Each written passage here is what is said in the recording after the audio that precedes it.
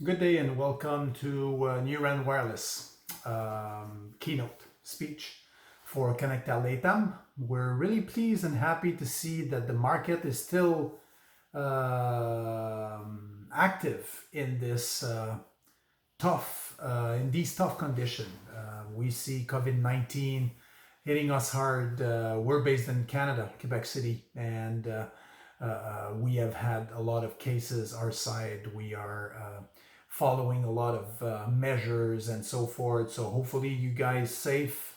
And I'm really happy to have you here as this virtual web conference from Conecta Latam. And let me talk to you a little bit about NuRAN Wireless.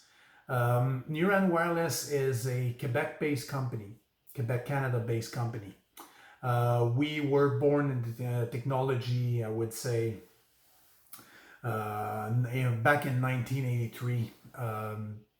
10 or 15 years ago, we made a major shift in the software-defined radio world, and for the last couple of years, we've developed a purposely built solution for rural that we started deploying in Africa mainly, supported by partners like Facebook, also Microsoft through internet.org. And we've ran a lot of pilot programs to test and validate the solution. Of course, the first solution to be released was 2G.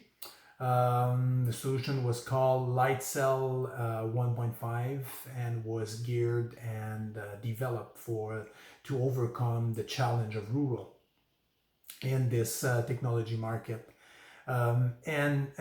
If we just pick up numbers of the market and where it's heading, over 8 billion people live on this planet. Half of them still don't have mobile internet access.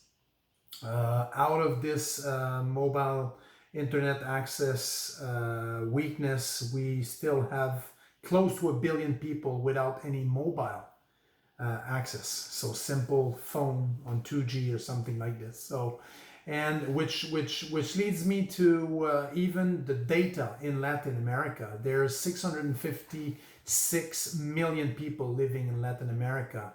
Only 484 unique mobile subscribers. 416. That number 484 is for the plan 2025.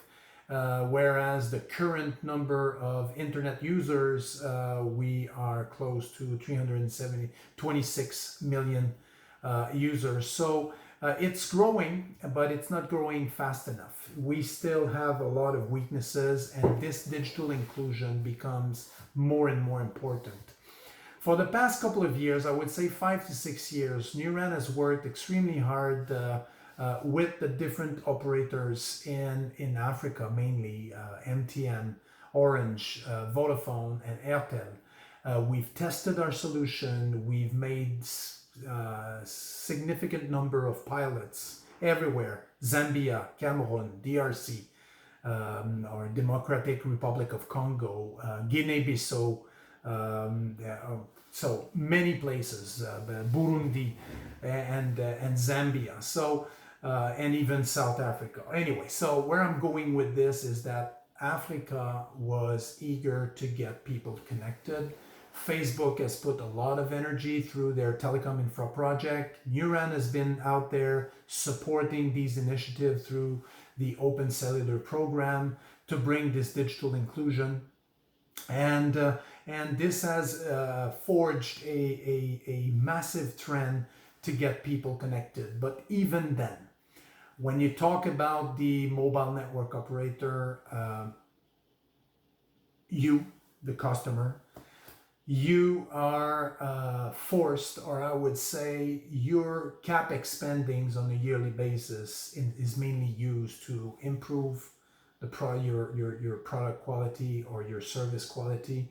Is there to move from 2G to 3G, 3G to 4G, and now we're talking about 5G, which is now happening in large cities. And this is where your money goes. Why? Because in these small communities, and by the way, FYI, there's the latest number shows 64 million people without any mobile coverage in Latin America. So there's still a huge gap to be covered. Government are working extremely hard to find ways to do it, but we understand that a business is a business. A business needs to make profit, and to make profit, you need to use your capital expenditure properly. So with this being said, the mobile network operator for decades, and even for decades, they've been deploying mobile network service using the same old mentality, which is to build micro or macro sites. And these sites were costing, I would say, between $75,000 and $100,000 for the tower, the power, using diesel generated. So every off-grid connection was extremely capex intensive and extremely opex intensive as well. That was not leading to a profitable business case. So we, with partners, have worked significantly to reduce this total cost of ownership, making it now affordable to connect people. But even then, CapEx remains to be spent in urban areas and technology improvement. So what we end up seeing in Africa is the introduction, and by the way, it's something that is currently happening also in massive network.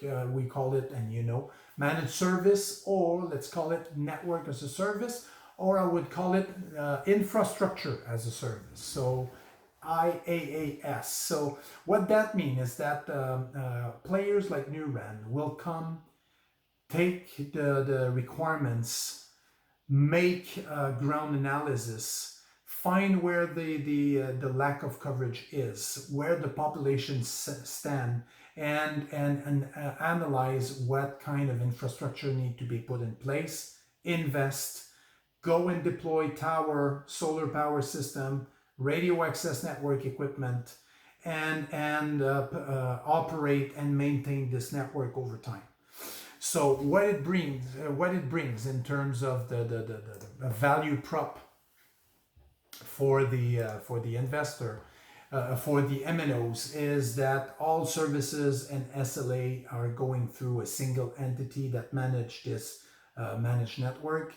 It preserves capital for priority investment, spectrum, OTT content, 5G convergence, artificial intelligence, circumvents exclusivity clause some operators are bound to, which would otherwise force them to buy equipment unfit to the task with higher TCOs. And it also matched the telco needs, like the towercos and ESCO, energy supply company model. So we go a couple of steps forward. So we do now supply a build, own, operate, and potentially transfer type of a network as a service solution. Could be done via various business model, could be a fixed OpEx model. It could be completely the opposite side of the spectrum, which is a revenue share. So every single dollar coming from the subscribers, there's a portion that goes to the MNO, another portion that goes to the wholesale operator or the network as a service operator. And this is for a complete managed service. So what it provides you, it serves the purpose of connecting more people. It serves the purpose of doing a gap, filling the gap with regards to your license obligation in terms of coverage. It increases your revenue without imposing or impacting your CapEx spending. Of course, maximize EBITDA because the operational expense are taken care of by the parties, and it also brings some digital inclusion with this network. So it serves different purpose for the MNOs. It serves the purpose for the population. It serves the purpose for the government. It also serves the purpose for us, and we bring that facility. So we've been running this through partners, and now by ourselves in Africa. We recently signed a contract with Orange Cameroon to deploy hundreds of sites in Cameroon in this format, starting from single antenna, omnidirectional site, 10-meter tower, up to 20, 30-meter tower, covering 8 to 10 kilometers with multiple TRXs and carrier. We started that business in Africa with 2G because this is what was needed. Now we're coming with that 2G, 3G, 4G, all inclusive in one box. We call it Lightcell XG. So it's a single BTS that allows you to on the fly swap from 2G to 3G to 4G, and the follow-on generation will be supporting 5G as well. Of course, we know 5G is probably not the best idea for rural at this stage, but moving forward, as a technology partner, we wanted to be part of that success. We wanted to be part of your success. We wanted to be part of that social impact of connected society, giving them access to e-health, mobile money, creating a new economy, a new local economy, giving these guys the ability to do business while they are in the village selling their production, giving them the ability to be more productive, and also giving them the ability to be part of the world. I think this is an important mission that we are following, but that mission without the mobile network operator will not fly. Most of the operators in Africa have embraced this new trend. We hope that Latin America will follow. This network as a service serves the purpose to the core network and everything for the mobile network operator, and now we're coming with this offer to cover these CapEx spending and to run these revenue from the rural aspect, bringing that coverage done over time. So thank you very much for listening. I welcome you and encourage you to be part of that digital inclusion trend. NuRAN will be pushing for it. You will see us more and more in Latin America. Our technology has been proven, supported, and used by several major tier 1 operator across the globe, being a carrier grade infrastructure company.